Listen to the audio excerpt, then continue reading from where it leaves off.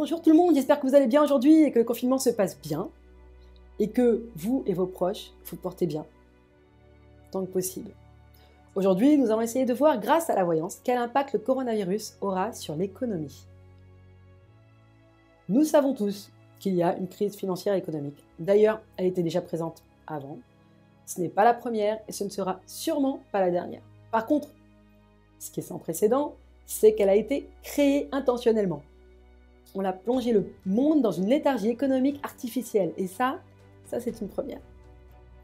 Pour le côté positif, c'est bien la première fois que tous les pays se mettent d'accord aussi vite au risque de couler leur économie pour sauver des vies. Donc ça, c'est vraiment extraordinaire, vraiment. Par contre, aujourd'hui, il est plus légitime que jamais de se poser des questions concernant l'économie et surtout, si vos comptes en banque, épargne et économie sont en danger ou pas. Alors c'est vrai que c'est un vaste sujet, donc on va essayer de structurer en 3 questions. La première, est-ce que l'économie se relèvera vite ou est-ce qu'on est parti pour des années de galère? La deuxième, est-ce que cela aura un impact sur nos vies quotidiennes? Et 3, est-ce que nos comptes en banque à tous, épargne, économie, sont en danger? On a le droit de se poser la question. La première question, est-ce que l'économie se relèvera vite? À cela, on me donne une réponse simple. Ils vont tout faire pour stabiliser l'économie et stopper la chute, en fait. Pour cela, on parle d'une femme qui va faire un programme pour réorganiser l'économie. En revanche, je vois une erreur suite à cette réorganisation qui crée une nouvelle chute après l'été. Donc on pensera que cela va mieux, que c'est stabilisé vers l'été, puis il y aura une baisse à nouveau après l'été, et pour remonter par la suite. Mais alors, remonter doucement. Je vois encore des variations sur 2021 et une stabilité à la hausse plus sur 2022, même plutôt fin 2022. Ça va être compliqué à gérer, mais ce n'est pas la fin du monde. Et l'économie remontera et même sera brillante à partir de fin 2022, début 2023. On parle aussi d'une hausse des prix. Et pour éviter une hyperinflation, les dirigeants vont vouloir tempérer les prix. C'est plutôt bien. Concernant le travail, je vois une collaboration avec l'étranger qui sauvera les entreprises. Donc on va recevoir de l'argent de l'étranger. La majorité seront sauvées par une collaboration économique donc avec l'étranger, en injectant de l'argent dans les sociétés. Quant aux banques, les banques, elles auront un passage à vide, certes, mais elles survivront. Les industries seront choquées par ce qui vient de se passer. Nos dirigeants auront peur d'une récidive de l'épidémie.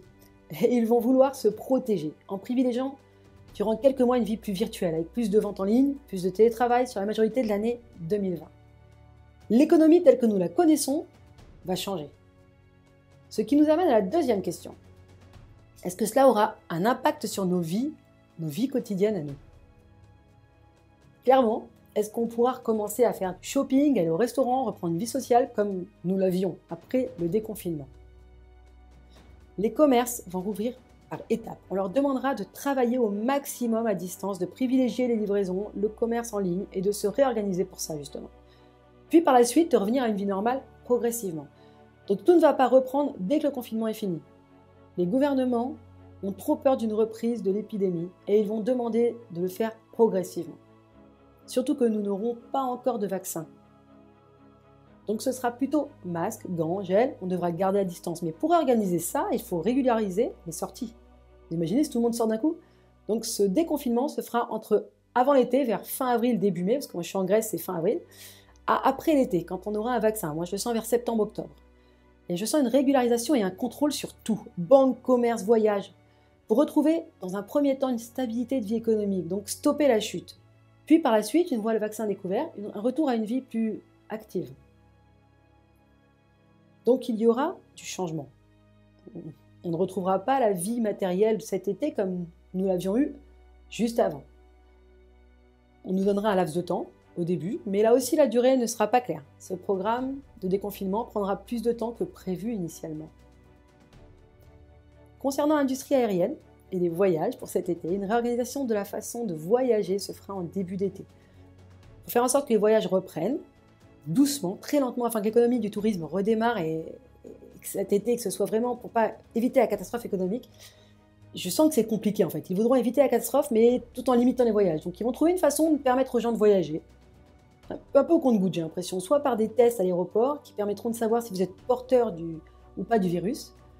Soit l'obligation de port de masque, gants et gel. D'ailleurs, je pense que ça sera les deux en vérité. Parce que d'ici juin, le traitement ne sera pas sûr et on aura peur d'un retour.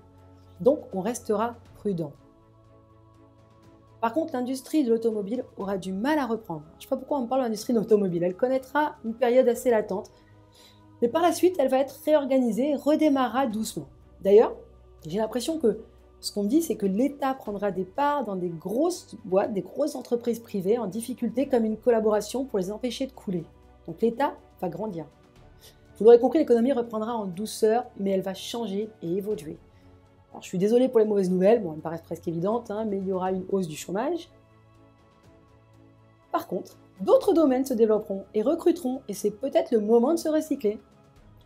Les domaines qui vont se développer, ce sera plus, logiquement, services en ligne, évidemment, et d'ailleurs les réseaux Internet vont se réorganiser pour être plus fluides, les livraisons, les gardes d'enfants, la santé, tout ce qui concerne aide à domicile pour les personnes âgées.